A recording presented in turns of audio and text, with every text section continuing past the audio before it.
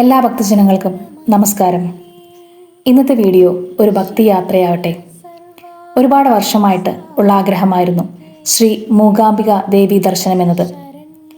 എൻ്റെ മനസ്സിൽ എനിക്ക് ദേവിയെ ഒന്ന് കാണണം, പ്രാർത്ഥിക്കണം, അനുഗ്രഹം വാങ്ങണം എന്നൊക്കെയുള്ള ആഗ്രഹമുണ്ടായിരുന്നെങ്കിലും ഈ ഒരു അവസരത്തിലാണ് എനിക്കത് സാധിച്ചത്. ഞാനും കുടുംബവും കോഴിക്കോട് റെയിൽവേ സ്റ്റേഷനിൽ എത്തിച്ചേർന്നു. അവിടുന്ന് മംഗലാപുരത്തേക്കാണ് ട്രെയിൻ കയറിയത്. അവിടുന്ന് പിന്നെ വീണ്ടും ഒരു ട്രെയിൻ ബന്ദിപ്പൂരെ ഇറങ്ങിയിട്ട് ഒമ്നിയിൽ നമ്മൾ യാത്ര ചെയ്തു.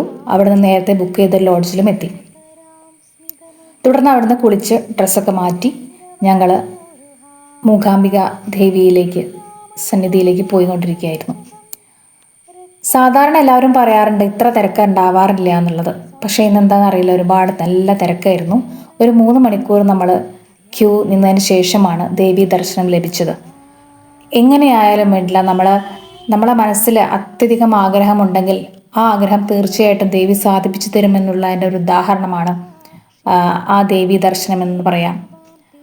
ദേവിയെ കണ്ടത് മുതൽ തന്നെ എൻ്റെ മനസ്സിൽ എനിക്കൊരുപാട് പോസിറ്റീവ് എനർജി, അതുപോലെ തന്നെ നമുക്ക് എന്താ പറയുക, ഇനി അങ്ങോട്ടുള്ള ജീവിതം നമുക്ക് മനസ്സിൽ ദേവിയുടെ ആ ഒരു ഓർമ്മകൾ എന്തായാലും ഉണ്ടായിരിക്കും. അത് പോയവർക്ക് തീർച്ചയായിട്ടും അനുഭവയോഗ്യമാണെന്നറിയുന്നു. നമ്മൾ അതുപോലെ സൗപർണിക ചെന്നു, അതുപോലെ മറ്റുള്ള അമ്പലങ്ങളിലൊക്കെ പോകണം എന്നുണ്ടായിരുന്നു. പക്ഷേ മകന് സ്കൂളുണ്ട്, പിന്നെ എനിക്കാണെങ്കിൽ ജോലിയുണ്ട്. അങ്ങനെയുള്ള ഓരോ കാരണം കൊണ്ട് ഞാൻ തൽക്കാലം പിന്നേക്ക് മാറ്റിവെച്ചതാണ്. മുരുടേശ്വരത്ത് പോകണം എന്നൊക്കെ ആഗ്രഹം ഉണ്ടായിരുന്നു. പക്ഷെ ഞങ്ങൾ മൂകാംബികയിൽ നിന്ന് ദർശനം നടത്തിയിട്ടാണ് പിന്നെ നമ്മൾ അവിടുന്ന് പോകുന്നത്. അവിടെയുള്ള ഈ ശീവേലി കാണാനൊരു പ്രത്യേക ഒരു രസം തന്നെയായിരുന്നു. ശീവേലി കണ്ടവർക്കറിയാം, നിറഞ്ഞ ഭക്തിസാന്ദ്രമായ അന്തരീക്ഷം.